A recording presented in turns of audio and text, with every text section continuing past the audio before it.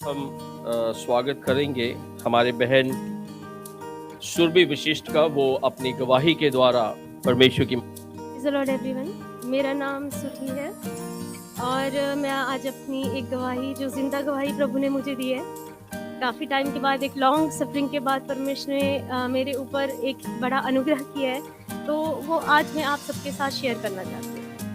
10 सितंबर को क्या हुआ था, मैं फास्टिंग प्रेयर में थी शाम की, और उसके बाद एकदम से सडन मुझ पे अटैक हुआ और मेरे घुटने बिल्कुल ही काम करना बंद कर दिए और मैं चल भी नहीं पा रही थी उस वक़्त। कुछ अटैक मेरे ऊपर हुआ कि आफ्टर प्रेयर ही मुझे समझ नहीं आया, मतलब शैतान ने कोशिश की कि मुझे ये लगे कि मैं प्रेयर के कारण मेरे ऊपर ये हुआ, पर शायद प्रभु का इच्छा था कि वो शैतान को अब अलाउ करे कि वो मेरे को परखे। परमेश्वर मुझे परखना चाहते थे कि मैं अड़ी खड़ी रहती हूँ कि नहीं रहती हूँ। सो वो दिन था, मैं प्रेयर फास्टिंग में थी और नेक्स्ट डे भी फिर मैंने तारा आंटी को कॉल किया कि मैं नहीं शायद बच पाऊंगी, बट तारा आंटी ने फिर फटाफट रमेश भैया और मनीष भैया, हमेशा ही पिछली बार भी जब मुझे कोविड हुआ था तब भी वो लोग एकदम से मेरे लिए आगे थे। तो हमारे परिवार का ये खासियत है कि अगर कोई भी तकलीफ में होगा तो फटाफट कोई ना कोई होता है हमारे एफसीसी परिवार में, तो उसके लिए प्रेज गॉड। और उसके बाद फिर मेरी सिस्टर मुझे लेके चले गए थे अपने रूम पे और 2 दिन के बाद मैं घर चली गई थी। पर ये जो दर्द था, अब मेरे हाथों, आज मेरे सिर्फ पैरों पे नहीं रहा था, मेरे हाथों पे भी, मेरे हाथों में हर कहीं से सूजन आना स्टार्ट हो गया। मेरी बॉडी पूरी तरह से, मुझे समझ ही नहीं आ रहा था कि मेरे साथ हो क्या रहा है, क्योंकि वो एकदम से हुआ था, कुछ कभी भी नहीं थी, कोई न्यूट्रिशन की कमी नहीं थी, खाना पीना भी ठीक चल रहा था मेरा। एकदम से वो चीज़ हुई तो मेरे पेरेंट्स भी घबरा गए कि इसको ये एकदम से क्या हुआ, और वो सारे बोलने लगे कि ये पहले विश्वास में ठीक थी, अब देखो ये इस पे विश्वास कर रही है तो इसके साथ क्या हो रहा है। बट मेरा भरोसा था कि मेरा परमेश्वर मुझे बचाएगा और वो हील करने में सामर्थ्य है। तो मैं परमेश्वर को धन्यवाद करती हूँ कि उन्होंने मुझे सचमुच ही हील किया है।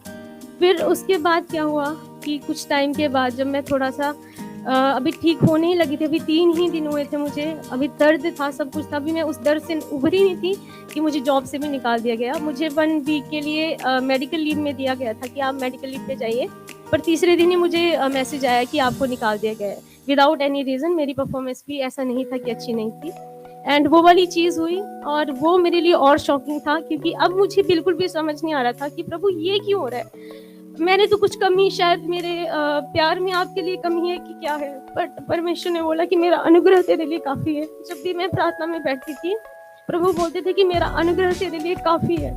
तो वो चीज़ हुई, बट मैं नहीं उस चीज़ को सह नहीं पा रही थी, क्योंकि वो बहुत ज़्यादा बहुत स्ट्रॉन्ग ये एक अटैक मेरे ऊपर हुआ था, इमोशनल अटैक जिसको बोल सकते हैं। बट परमेश्वर ने दया की और फिर ये चीज़ हुई। फिर पर मेरे पेरेंट्स, मम्मा पापा बहुत अच्छे हैं जिन्होंने मुझे सँभाला है, उसके लिए मैं प्रभु का धन्यवाद करती हूँ कि मेरे को एक बहुत प्यारा परिवार परमेश्वर ने दिया है और आने वाले समय पे प्रभु उनको भी बचाएँगे, मेरा विश्वास है। तो उसके बाद क्या हुआ कि थोड़े टाइम के बाद मैं प्रेयर में बैठी, मैंने बोला प्रभु नहीं समझ आ रहा, पर मैं कंटिन्यूअसली बाइबल पढ़ती गई, वर्शिप करती गई, क्योंकि मुझे पता है कि वर्शिप से बंधन टूटते हैं। तो उसके बाद मेरे को वो पीस नहीं मिल रही थी। एक मेरे को परमेश्वर एक पीस देते हैं जिसमें क्या होता है कि चाहे मैं किसी भी दर्द में हूँ, पर परमेश्वर मुझ पे ऐसा एक अलग सा पीस होता है वो, कि कुछ भी तकलीफ हो बाहर, पर परमेश्वर की वो आनंद मेरे अंदर बना रहता है जब मैं प्रार्थना में रहती हूँ। क्या होता है कि वो मैं आपको सच में शेयर करना चाहती हूँ कि ये हेवनली ब्लेसिंग परमेश्वर ने मुझे दी है, कि जब भी मैं प्रार्थना में बढ़ती हूँ या परमेश्वर को और जानने की कोशिश करती हूँ, तो एक पीस होता है, जैसे हम चंदन लगाते थे यहाँ पे ठंडा ठंडा रहता है, वैसा परमेश्वर मुझे ऑटोमेटिकली नेचुरल तरीके से देता है और मेरा मन बिल्कुल शांत रहता है। चाहे कितनी भी तकलीफ हो, मैं बिल्कुल शांत रहती हूँ। तो मम्मा एक दिन मेरे को देख के हैरान कि इतनी तकलीफ में हो कि तू हंस कैसे सकती है, पर मैंने प्रभु को बोला कि मैं कहा ये प्रभु का काम है, उन्होंने मेरे मन को शांत किया है, तकलीफ चली जाएगी एक दिन। पर ये टाइम चला रहा, अभी तक नवंबर तक ये चीज़ चली रही थी, मैं उठ नहीं पाती थी, पर कभी परमेश्वर ने मुझे बैठने नहीं दिया। ये प्रभु का सामर्थ्य है, उन्होंने बैठने नहीं दिया। मैं मेरी रूममेट से अगर पूछ सकते हो, अगर कभी वो आएंगी, कि मैं अगर बैठी होती तो मेरे को उठाने के लिए वो 2 लोग चाहिए होते थे, कि मेरे को उठाएंगे, फिर मैं 2 कदम उनके सहारे चलूंगी और उसके बाद फिर मैं चल पाती थी। मतलब ऐसा इतना गंदा पेन था और मैं नहीं समझ पा रही थी। एक दिन मैं परमेश्वर के पास बैठी, मैंने बोला प्रभु इससे अच्छा तो आप मेरी जान ले लो, मेरे जीवन का है ही मकसद क्या? जॉब जाऊंगी, पर इस सिचुएशन में तो मैं जॉब भी नहीं कर सकती, मैं क्या मुंह दिखाऊंगी। पर वचन कहता है कि परमेश्वर अपने लोगों को शर्मिंदा नहीं होने देता है। वो वचन मेरे दिमाग में था कि प्रभु अभी सफरिंग है, पर मुझे पता कि आप शर्मिंदा नहीं होने देते अपने बच्चों को। और वो चीज़ प्रभु ने किया। और नवंबर में मम्मा ने एकदम से मुझे बुला लिया क्योंकि उनकी तबीयत खराब हुई। फिर मैं घर चली गई और अब मेरे को पता था कि ये जो बंधन जो भी था ये मेरे घर से मेरे अंदर आया है। घर का कोई श्राप जो जिसे तोड़ना था परमेश्वर ने, वो प्रभु ने अलाउ किया था। फिर मैं वहाँ पे गई, मैंने डिसाइड किया कि अब मुझे फास्टिंग करनी ही पड़ेगी। कोई बात नहीं, अब मैं अपने शरीर को नहीं देख सकती कि बीमारी आ रही है, कमज़ोरी आ रही है, परमेश्वर के हाथ में। अगर उसे मारना होगा मर जाऊंगी, बचना होगा बच जाऊंगी, मेरे को फास्टिंग करनी है। तो मैंने छुपाए मम्मा पापा को नहीं बताया कि मैं फास्टिंग पे हूँ। और मैंने डिसाइड किया कि मैं 7 डेज़ के फास्टिंग पे अब जाऊँगी। और एक बहुत प्यारी चीज़ मुझे बहुत ज़्यादा प्यारी है, वो मैंने परमेश्वर को दे दी। मैं कहा प्रभु ये मुझे नहीं चाहिए, मेरे को आप चाहिए, आपका प्रेजेंस चाहिए, आपका काम मेरे जीवन में होना चाहिए।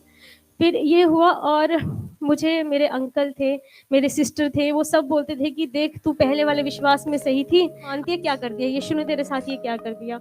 सब मुझे टॉन्ट करते थे, कहते कहाँ गया तेरा परमेश्वर, अब प्रेयर करना हो जाएगा ठीक, प्रेयर करके तो तू ठीक हो जाएगी, तेरा परमेश्वर तो करता है ठीक। उस दिन मैंने परमेश्वर में घुटने टेके हैं और मैंने प्रभु को बोला, मैं कहा प्रभु अब आप जवाब दोगे, मैं चुप हूँ, क्योंकि वचन में लिखा है कि यहोवा के सामने चुपचाप रहे, वो खुद ही करता है फिर जो भी करना होगा उसने। वो चीज़ हुई और 7 डे के अंदर ही तीसरे दिन ही प्रभु ने मुझे इतना हील कर दिया, मतलब मेरी बॉडी एकदम से स्ट्रेंथ आ गई। मतलब ना दवाइयों से वो चीज़ हुई ना किसी और चीज़ से हुई, वो परमेश्वर की प्रेजेंस में बैठ के, उस प्रार्थना में बैठ के ही प्रभु ने मुझे हील कर दिया, पूरा हील कर दिया। मतलब मैं समझ ही नहीं पाई कि मेरे साथ हो क्या गया। इतनी तकलीफ में जाने के बाद 3-4 दिन के बाद में बिल्कुल परमेश्वर ने मेरे को हील कर दिया। जब अब मैं यहाँ पे आई हूँ तो परमेश्वर का धन्यवाद हो कि उसने एक बहुत बड़ा चमत्कार मेरी जिंदगी में किया है। Hallelujah, thank you.